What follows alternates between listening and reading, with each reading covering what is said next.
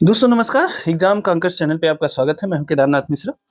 दोस्तों आगामी पीसीएस परीक्षा को लेकर यूपी स्पेशल एक बहुत इंपॉर्टेंट पोर्शन है और यहाँ से कई प्रश्न आने वाले हैं। ठीक है, तो ज्यादा समय नहीं लेंगे, कम से कम समय में यूपी स्पेशल के महत्वपूर्ण प्रश्नों को दोहरा लेते हैं। और आपको पता है कि इसमें हमको तेजी से यह देखना है, केवल टॉपिक देख लेना है, उसका आंसर देख लेना है और तेजी से दोहराते हुए चले चलना है। ठीक है, ताकि उसके जो कीवर्ड्स हैं वो हमारे दिमाग में आ जाए किसी भी टॉपिक के। ठीक है, तो ज्यादा समय नहीं लेंगे, सीधे देखते हुए चलते हैं। मुझे पता है आपने एक बार इसे पढ़ लिया होगा, तो हम दोहरा लेते हैं। ठीक है, देखिए आज का पहला पॉइंट है उत्तर प्रदेश डिजिटल मीडिया नीति 2024। ठीक है, कब जारी हुई? 23 अगस्त 2024 को उत्तर प्रदेश डिजिटल मीडिया नीति जारी हुई। ठीक है ना, इसे मंजूरी प्रदान की गई है। अब इस नीति में क्या है, सोशल मीडिया पर काम करने वाली एजेंसी व फर्म के लिए विज्ञापन की व्यवस्था की गई है। साथ ही अभद्र व आपत्तिजनक टिप्पणी या राष्ट्र विरोधी पोस्ट डालने पर कानूनी कार्यवाही के भी प्रावधान किए गए हैं। ठीक है ना, अब देखिए जो इसके तहत यह व्यवस्था की गई है कि जो सरकार की जन कल्याणकारी कार्य है, लाभकारी योजनाएं हैं और उपलब्धियों की जानकारी है, उसे लोगों तक पहुंचाने के लिए डिजिटल सोशल मीडिया के माध्यम से पहुंचाने के लिए नीति बनाई गई है। ठीक है ना, इसके तहत क्या क्या आता है, जैसे एक्स ट्विटर आता है, फेसबुक, इंस्टाग्राम, यूट्यूब। ठीक है, ये सब इसमें शामिल किए जाते हैं। साथ ही प्रदेश सरकार की योजनाओं उपलब्धियों पर आधारित कंटेंट, वीडियो, ट्वीट, पोस्ट और रील को प्रदर्शित किए जाने के लिए इनको विज्ञापन दिया जाएगा सोशल मीडिया कर्मियों को। ठीक है, जिनके अकाउंट होंगे उनको विज्ञापन दिया जाएगा और इस प्रकार प्रोत्साहित किया जाएगा, रोजगार को बढ़ावा दिया जाएगा। ठीक है ना, इस सूची के तहत एक्स, फेसबुक, इंस्टाग्राम और यूट्यूब में प्रत्येक को सब्सक्राइबर व फॉलोअर्स के आधार पर 4 श्रेणियों में बांटा गया है। कितनी श्रेणियों में? 4 श्रेणियों में बांटा गया है। इसमें जो है अकाउंट होल्डर, संचालक और इन्फ्लुएंसर प्रभाव रखने वाले को भुगतान दिया जाएगा। क्या क्या? 5 लाख, 4 लाख, 3-3 लाख रुपए प्रति माह तक भुगतान दिया जाएगा। यह भी ध्यान रखिए, जिसके ज्यादा फॉलोअर होंगे उनको इस हिसाब से सरकार फिक्स करेगी कि इसको कितना देना है। ठीक है ना, और यूट्यूब पर जब वीडियो, शॉर्ट्स, पॉडकास्ट और भुगतान के लिए अधिकतम जो है 8 लाख रुपए, 7 लाख रुपए, 6 लाख रुपए और 4 लाख रुपए प्रति माह निर्धारित किया गया है, ऐसा दिया जाएगा। ठीक है, साथ ही आपत्तिजनक पोस्ट डालने पर क्या होगा, आईटी एक्ट की धारा 66 और धारा 66F के तहत कार्यवाही की जाएगी। और पहली बार सोशल मीडिया पर नियंत्रण के लिए उत्तर प्रदेश सरकार ने यह नीति बनाई है। ठीक है ना, तो यह इंपॉर्टेंट है, इतना याद रखिएगा। बाकी नेक्स्ट देखते हैं अगला। देखिए, प्रदेश के 5 शहरों को आईटी सिटी बनाने का प्रस्ताव, अभी से इसको नोट कर लीजिए, परीक्षा में आ रहा है प्रश्न। प्रदेश के 5 शहरों को आईटी सिटी बनाने का प्रस्ताव। तो ये 5 शहर कौन कौन से हैं? ये 5 शहर हैं, गौतम बुद्ध नगर है, लखनऊ है, कानपुर है, वाराणसी और प्रयागराज। अब इन्हें स्पेसिफिकेशन भी इनका रखा जाएगा, कहाँ कौन सा आईटी सिटी बनाया जाएगा। तो देखिए, आईटी और आईटीज का हब जो है वो लखनऊ को, वो गौतम बुद्ध नगर को बनाया जाएगा। गौतम बुद्ध नगर को क्या बनाया जाएगा? आईटी और आईटीज का हब। लखनऊ को आर्टिफिशियल इंटेलिजेंस और मशीन लर्निंग का हब बनाया जाएगा। कानपुर को ड्रोन और रोबोटिक्स का, इसे याद रखिएगा, बहुत इंपॉर्टेंट है, कानपुर को ड्रोन और रोबोटिक्स का। वाराणसी और प्रयागराज को engineering and research and development का, ER&D का। ठीक है ना, इसके हब के रूप में विकसित किया जाएगा। तो देखिए, उत्तर प्रदेश में 5 शहरों को आईटी सिटी बनाया जाएगा, गौतम बुद्ध नगर, लखनऊ, कानपुर, वाराणसी और प्रयागराज। इसमें गौतम बुद्ध नगर को आईटी और आईटीज का हब बनाया जाएगा, लखनऊ को आर्टिफिशियल इंटेलिजेंस और मशीन लर्निंग का, कानपुर को ड्रोन और रोबोटिक्स का। ठीक है, इसे याद रखिएगा, मिलान करने को आ सकता है। वाराणसी और प्रयागराज को engineering and research and development का। ठीक है, तो इसे याद रखिएगा, बहुत इंपॉर्टेंट है, इससे प्रश्न आएगा। ठीक है, आईटी क्षेत्र के लिए भूमि बैंक बनाना और आईटी सिटी एवं आईटी पार्कों का विकास अब तेजी से, इस पे विकास पे अब तेजी से काम होगा। ठीक है ना, इसके लिए प्रदेश सरकार ने क्या किया है, आईटी हब के ब्रांड के रूप में विकसित करने के लिए एक राज्य स्तरीय आईटी सलाहकार समिति का भी गठन करेगी। ठीक है, सरकार इसमें, तो यह भी याद रखिएगा। ठीक है ना, अब देखिए, आईटी सलाहकार समिति का भी गठन सरकार करेगी। ठीक है ना, तो इसे याद रखिएगा। अगला देख लेते हैं, उत्तर प्रदेश में दुनिया के पहले एशियाई किंग गिद्ध संरक्षण केंद्र का उद्घाटन। ठीक है ना, तो उत्तर प्रदेश में दुनिया की पहले एशियाई किंग गिद्ध संरक्षण केंद्र का उद्घाटन हुआ है 6 सितंबर 2024 को गोरखपुर वन प्रभाग के कैंपियरगंज रेंज के महाराजगंज जिले में स्थित भारी वैसी, ठीक है ना, भारी वैसी में स्थापित दुनिया के पहले एशियाई जटायु राजगिद्ध, जिसे रेड हेडेड वल्चर कहते हैं, इसके संरक्षण और प्रजनन केंद्र का उद्घाटन किया गया है। तो कहाँ किया गया है? यह किया गया है कैंपियरगंज रेंज, महाराजगंज जिले में, भारी वैसी में। ठीक है, बस इतना याद रखिए, इतना बहुत है। एक चीज और याद रखिएगा, आईयूसीएन रेड लिस्ट द्वारा 2001 में गंभीर रूप से संकटग्रस्त के अंतर्गत इनको शामिल किया गया था। ठीक है, रेड हेडेड वल्चर को। अब देखिए, इसी अवसर पर योगी आदित्यनाथ ने गोरखपुर में फॉरेस्ट्री कॉलेज खोलने की भी घोषणा की। यह भी बहुत महत्वपूर्ण है। फॉरेस्ट्री कॉलेज कहाँ खुलेगा? गोरखपुर में खुलेगा, याद रखिएगा, बहुत महत्वपूर्ण है। अगला देखते हैं मुख्यमंत्री युवा उद्यम विकास अभियान योजना। देखिए, मुख्यमंत्री युवा उद्यम विकास अभियान योजना क्या है? इसे 15 अगस्त 2024 को स्वतंत्रता दिवस के अवसर पर इसकी घोषणा सरकार द्वारा की गई है और इसके तहत युवाओं को अपना उद्यम स्थापित करने के लिए सरकार वित्तीय सहायता देगी और 10 लाख नए एमएसएमई यानी सूक्ष्म, लघु और मध्यम उद्यम स्थापित करने का लक्ष्य सरकार का इसके अंतर्गत रखा गया है। साथ ही 50 लाख रोजगार के अवसर पैदा करने की उम्मीद है। ठीक है ना? तो इस प्रकार युवाओं को अब उद्यमी बनाने के लिए सरकार वित्तीय सहायता देगी। ठीक है, इसके लिए युवा उद्यम विकास अभियान योजना चलाई गई है 15 अगस्त 2024 को। बस इतना बहुत है। एक जिला एक विश्वविद्यालय योजना। देखिए, योगी सरकार ने महत्वाकांक्षी एक जिला एक विश्वविद्यालय योजना शुरू की है। ठीक है ना? उत्तर प्रदेश के सभी 18 मंडलों में विश्वविद्यालय हैं, लेकिन अब सभी 75 जिलों में एक विश्वविद्यालय स्थापित करने की सरकार की योजना है। इसी तर्ज पर देखिए, सहारनपुर में मां शाकंभरी देवी विश्वविद्यालय पहले से चल रहा है। मुरादाबाद में गुरु जम्भेश्वर विश्वविद्यालय, मिलान करने को आ सकता है, इसे याद रखिएगा। देवी पाटन मंडल में मां पाटेश्वरी विश्वविद्यालय है। मिर्जापुर में मां विंध्यवासिनी विश्वविद्यालय है और कुशीनगर में महात्मा बुद्ध कृषि एवं प्रौद्योगिकी विश्वविद्यालय की स्थापना पर काम चल रहा है। ठीक है ना? ये इसी के तहत हो रहा है। अब इस अवसर पर मुख्यमंत्री ने कहा कि आजमगढ़ में देखिए महाराज सुहेल देव विश्वविद्यालय और अलीगढ़ में राजा महेंद्र प्रताप विश्वविद्यालय पर भी ये कार्यरत है। ठीक है ना? तो एक जिला एक उत्पाद की जगह एक जिला एक विश्वविद्यालय योजना भी उत्तर प्रदेश सरकार में लागू हुआ है। ठीक है ना? तो इसे भी याद रखिएगा। देखिए, उत्तर प्रदेश के 8 रेलवे स्टेशनों के नाम बदल दिए गए हैं। ये 8 रेलवे स्टेशन है। उत्तर प्रदेश के अमेठी जिले के लखनऊ मंडल के 8 रेलवे स्टेशनों का नाम आधिकारिक तौर पर परिवर्तित कर दिया है। ठीक है ना? अमेठी की जो पूर्व लोकसभा सांसद है स्मृति ईरानी ने फरवरी में इसकी सिफारिश की थी और देखिए इसके नाम बदल गए हैं। मेरे हिसाब से इसमें से कोई भी नाम परीक्षा की दृष्टि से इंपॉर्टेंट नहीं है, इसलिए आप न भी पढ़ें तो चल जाएगा, चाहें तो आप पढ़ भी सकते हैं। ठीक है ना? चलिए नेक्स्ट देखते हैं, गोरखपुर में पूर्वांचल का पहला सैनिक स्कूल। क्या है? गोरखपुर में पूर्वांचल का पहला सैनिक स्कूल। ठीक है, 7 सितंबर को उपराष्ट्रपति जगदीप धनखड़ जी ने इसका पहले सैनिक स्कूल का लोकार्पण किया है। ठीक है ना? यह पूर्वांचल का पहला सैनिक स्कूल है, बहुत इंपॉर्टेंट है। ठीक है, गोरखपुर में पूर्वांचल का पहला सैनिक स्कूल खोला गया है और उपराष्ट्रपति जगदीप धनखड़ जी ने इसका लोकार्पण कर दिया है, तो इसे याद रखिएगा। अब इसमें कक्षा 6 और 9 में 84 विद्यार्थियों का प्रवेश दिया गया है प्रथम चरण में। इसमें 40 छात्राएं हैं और 128 छात्र हैं। ठीक है ना? 6 से 12 तक जो है यह आवासीय शिक्षा की व्यवस्था इसके तहत की गई है, बाकी छोड़ दीजिए। इसमें जो है जो छात्र छात्राओं के लिए 4 सदनों में मतलब हॉस्टल बनाए गए हैं। इन हॉस्टलों में शहीद भगत सिंह है, शहीद पंडित राम प्रसाद बिस्मिल है, शहीद बंधु सिंह और रानी लक्ष्मीबाई के नाम पर 4 हॉस्टल बनाए गए हैं। ठीक है, तो इतना याद रखिएगा। बाकी बस केवल एक लाइन ये महत्वपूर्ण है कि गोरखपुर में पूर्वांचल का पहला स्कूल सैनिक स्कूल खुला है, बस इतना इंपॉर्टेंट है। ठीक है, नेक्स्ट देखते हैं। देखिए, कानपुर के हैलट में प्रदेश का पहला स्किन बैंक खोला गया। कहाँ? कानपुर के हैलट हॉस्पिटल में पहला स्किन बैंक खोला गया है प्रदेश का। ठीक है, तो इसे याद रखिएगा। इसमें क्या होगा कि स्किन बैंक से ये फायदा होता है कि जब किसी के पार्थिव शरीर से कोई त्वचा निकली होती है और कोई आदमी जल जाता है, तो जले हुए आदमी को उस पार्थिव शरीर से निकली त्वचा से जल्दी से कवर करने में मदद मिलता है, उसके जख्मों को भरने के लिए। ठीक है ना? देखिए, एक युग दधीची देहदान संस्थान है, ये कानपुर हैलट हॉस्पिटल में है, तो वहीं जो है यह खोला गया है, इसे याद रखिएगा। देखिए, दक्षिण भारत में पहले से स्किन बैंक खुले हुए हैं। इसके अलावा एक स्किन बैंक है जयपुर में, जयपुर राजस्थान में भी स्किन बैंक है। देश का पहला स्किन बैंक 1972 में वाडिया चिल्ड्रंस हॉस्पिटल मुंबई में खुला था। कब खुला था? 1972 में वाडिया चिल्ड्रंस हॉस्पिटल मुंबई में खुला था देश का पहला स्किन बैंक, तो इसे भी याद रखेंगे। अब नेक्स्ट देख लेते हैं। देखिए, प्रदेश में स्टेट कैपिटल रीजन के गठन का निर्णय। क्या है? स्टेट कैपिटल रीजन के गठन का निर्णय। देखिए, एक प्रश्न ऐसा भी बन सकता है कि देश में कौन सा राज्य है जिसने पहली बार जो है स्टेट कैपिटल रीजन, जैसे एनसीआर होता है नेशनल कैपिटल रीजन, उसी तरह स्टेट कैपिटल रीजन के गठन का निर्णय लिया है। देखिए, उत्तर प्रदेश की राजधानी लखनऊ व उसके आसपास के क्षेत्रों में जनसंख्या के बढ़ते दबाव के चलते सुनियोजित विकास को बढ़ावा देने के लिए ऐसी व्यवस्था की गई है और एनसीआर की नेशनल कैपिटल रीजन की तर्ज पर स्टेट कैपिटल रीजन के गठन का निर्णय प्रदेश सरकार ने लिया है। ठीक है ना? तो इसे याद रखिएगा। अब इसमें शामिल कौन कौन है?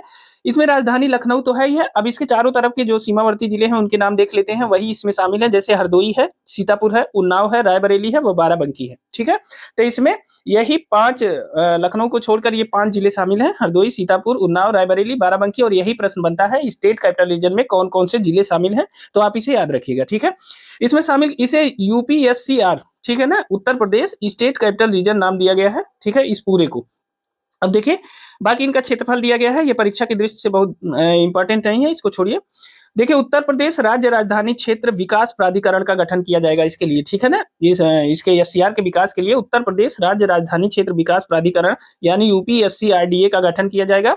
और इसके अध्यक्ष कौन होंगे? इसके अध्यक्ष होंगे मुख्यमंत्री। ये प्रश्न बनता है पीसीएस में कि उत्तर प्रदेश राज्य राजधानी क्षेत्र विकास प्राधिकरण का जो अध्यक्ष होगा वो होंगे मुख्यमंत्री होंगे, और प्रदेश के जो मुख्य सचिव होंगे वो वाइस चेयरमैन होंगे, ठीक है, उपाध्यक्ष होंगे। और इसका मुख्यालय कहाँ होगा? एससीआर का, एससीआरडीए का मुख्यालय होगा लखनऊ में, ठीक है। तो इतना याद रखिएगा, ये आपकी परीक्षा के दृष्टिकोण से बहुत महत्वपूर्ण है। नेक्स्ट देख लेते हैं। देखिए मेरठ में राज्य की पहली एकीकृत हरित सड़क, शहरी सड़क, मेरठ में राज्य की पहली एकीकृत हरित शहरी सड़क, ठीक है। अब देखिए उत्तर प्रदेश सरकार द्वारा दी गई जानकारी के अनुसार मुख्यमंत्री हरित सड़क और संरचना विकास योजना मतलब सीएम ग्रिड्स के तहत राज्य की पहली एकीकृत हरित शहरी सड़क मेरठ में निर्मित की जाएगी, ठीक है। इसकी लंबाई होगी 2.15 किलोमीटर, उससे ज्यादा ही होगी, ठीक है। तो आप इतना ही याद रखिएगा कि राज्य की पहली एकीकृत हरित शहरी सड़क कहाँ है? तो वह मेरठ राज्य में है, ठीक है ना। चलिए नेक्स्ट देखते हैं। देखिए नोएडा आईएसओ प्रमाण पत्र प्राप्त करने वाला राज्य का पहला कमिश्नरेट बन गया है। तो यह आपके प्रश्न भी है, इसमें उत्तर भी है कि राज्य का पहला कमिश्नरेट जिसने आईएसओ प्रमाण पत्र प्राप्त किया है तो वह है नोएडा, ठीक है। तो गौतम बुद्ध नोएडा कमिश्नरेट को आधिकारिक तौर पर आईएसओ 9001 2015 गुणवत्ता प्रबंधन प्रणाली प्रमाणन से सम्मानित किया गया है। यह जो प्रमाण पत्र है यह किससे संबंधित है? आईएसओ का गुणवत्ता प्रबंधन प्रणाली से संबंधित है, ठीक है ना। यह प्रमाणन प्राप्त करने वाला राज्य का पहला कमिश्नरेट बना है गौतम बुद्ध नगर, ठीक है ना। यह उपलब्धि अंतरराष्ट्रीय मानकों का पालन करते हुए किस लिए मिली है यह भी देख लीजिए। अंतरराष्ट्रीय मानकों का पालन करते हुए असाधारण पुलिस सेवाएं देने के लिए कमिश्नरेट की प्रतिबद्धता को दर्शाता है, इसलिए यह मिला है। तो नोएडा आईएसओ प्रमाण पत्र प्राप्त करने वाला राज्य का पहला कमिश्नरेट बन गया है, ठीक है।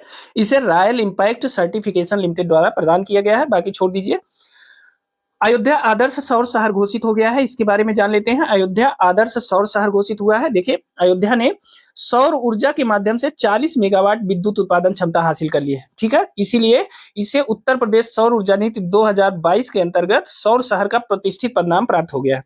देखिए सौर शहर घोषित किसे किया जाता है? तो ऐसे शहर जहां की नवीकरणीय ऊर्जा संयंत्र पारंपरिक ऊर्जा की अनुमानित कुल मांग को कम से कम 10% तक कम कर सकते हैं। मतलब जहां बिजली की खपत जितनी है उसका 10% अगर सौर ऊर्जा से या किसी नवीकरणीय ऊर्जा से प्राप्त किया जाता है तो उसे सौर शहर घोषित किया जा सकता है, ठीक है ना। अब अयोध्या की जो अनुमानित बिजली मांग है वो 198 मेगावाट है, तो यहाँ 40 मेगावाट चूंकि नवीकरणीय ऊर्जा हो गई है तो लगभग 20% तो हो गया, इसलिए अयोध्या को सौर शहर के रूप में घोषित कर दिया गया है। और यह जो है एनटीपीसी द्वारा यह स्थापित किया गया है। यह मतलब सोलर एनर्जी का जो प्लांट है माझा रामपुर हलवारा और माझा सराय राशि गांव में सरयू नदी के पास इसे स्थापित किया गया है, ठीक है। नेक्स्ट देख लेते हैं। वाराणसी में वैदिक 3D संग्रहालय। वैदिक 3D संग्रहालय उत्तर प्रदेश में कहां बन रहा है? तो वाराणसी में बन रहा है। और देखिए इसमें जो है संपूर्णानंद संस्कृत विश्वविद्यालय के मुख्य भवन में वैदिक 3D संग्रहालय का निर्माण किया जा रहा है। इसमें क्या होगा? भारतीय ज्योतिष, खगोल विज्ञान और वैदिक साहित्य के संबंधित पांडुलिपियां यहाँ रखी जाएंगी, उससे संबंधित चीजें रखी जाएंगी। इसमें जो है 16 संस्कार, 64 कलाएं और 18 विद्या स्थानों के साथ भारतीय ऋषियों के योगदान को भी दर्शाया जाएगा, ठीक है। शास्त्रार्थ और प्रवचन की जो परंपरा है उसे पुनर्जीवित करने के लिए यह एक मंच प्रदान करता है, ठीक है। इसे याद रखिएगा। वैदिक 3D संग्रहालय वाराणसी के संपूर्णानंद संस्कृत विश्वविद्यालय के मुख्य भवन में स्थापित किया जाएगा, ठीक है ना। इतना बहुत है। नेक्स्ट देख लेते हैं। देखिए सोनभद्र पुलिस लाइन को अंतरराष्ट्रीय प्रमाणन किसको मिला है? सोनभद्र पुलिस लाइन को अंतरराष्ट्रीय प्रमाणन मिला है। यह पूर्वी उत्तर प्रदेश की पहली पुलिस लाइन है जिसे ऐसा प्रमाण मिला है, और इसको भी आईएसओ 2001-2015 प्रमाणन प्राप्त हुआ है, ठीक है। यह प्रमाणन जो है सोनभद्र पुलिस लाइन के प्रबंधन, प्रशिक्षण और सेवाओं सुविधाओं में उत्कृष्टता को मान्यता देता है, ठीक है। बस इतना याद रखिएगा। सोनभद्र पुलिस लाइन को आईएसओ प्रमाण पत्र मिला है और यह पूर्वांचल का पहला पुलिस लाइन है, ठीक है ना। नेक्स्ट देखते हैं। देखिए सलखान जीवाश्म पार्क को विश्व धरोहर सूची में शामिल करने का प्रस्ताव रखा गया है। क्या है? सलखान जीवाश्म पार्क, इसको विश्व धरोहर सूची में शामिल करने का प्रस्ताव रखा गया है। पहले देखते हैं सलखान जीवाश्म पार्क कहाँ है? तो यह सोनभद्र जिले के प्राचीन सलखान जीवाश्म पार्क को यूनेस्को की विश्व धरोहर सूची में शामिल करने का प्रस्ताव रखा गया है। देखिए नई दिल्ली में आयोजित 46वीं विश्व धरोहर समिति की बैठक। अब देखिए अगर यूनेस्को की 46वीं विश्व धरोहर समिति की बैठक पूछा जाए कहाँ हुआ, तो नई दिल्ली में हुआ, और ऐसा पहली बार हुआ, ठीक है, इसलिए यह भी इंपॉर्टेंट है, इसे याद रखिएगा। ठीक है, तो सलखान जीवाश्म पार्क, जिसे आधिकारिक तौर पर सोनभद्र जीवाश्म पार्क के नाम से जाना जाता है, यह उत्तर प्रदेश में स्थित एक जीवाश्म पार्क है। ठीक है ना, यह सोनभद्र जिले के राजमार्ग H5 स्टेट हाईवे 5 पर सलखान गांव के पास रॉबर्ट्सगंज से 12 किलोमीटर दूरी पर स्थित है। और पार्क में क्या है, 1400 मिलियन वर्ष पुराने जीवाश्म होने का अनुमान है। क्या पुरानी बात है, ठीक है ना, तो इसे याद रखिएगा। सोनभद्र जीवाश्म पार्क में जीवाश्म शैवाल और स्ट्रोमेटोलाइट प्रकार के हैं। ठीक है ना, तो इसे भी याद रखिएगा। देखिए, यह पार्क कैमूर वन्यजीव अभयारण्य से सटे कैमूर रेंज में लगभग 25 हेक्टेयर क्षेत्र में फैला हुआ है। ठीक है ना, तो यह कैमूर वन्यजीव अभयारण्य से सटा हुआ है, यह भी याद रखिएगा। सलखान पार्क को 2002 में जीवाश्म पार्क के रूप में औपचारिक उद्घाटन किया गया था। ठीक है ना, तो सलखान पार्क का जो उद्घाटन था वो 2002 में जीवाश्म पार्क के रूप में किया गया था, तो इसे याद रखिएगा। ठीक है, अब अगला देख लेते हैं। देखिए, लखीमपुर खीरी में बायोप्लास्टिक पार्क, बायोप्लास्टिक पार्क का कहाँ वो किया गया है, लखीमपुर खीरी में। ठीक है, तो इसे याद रखिएगा।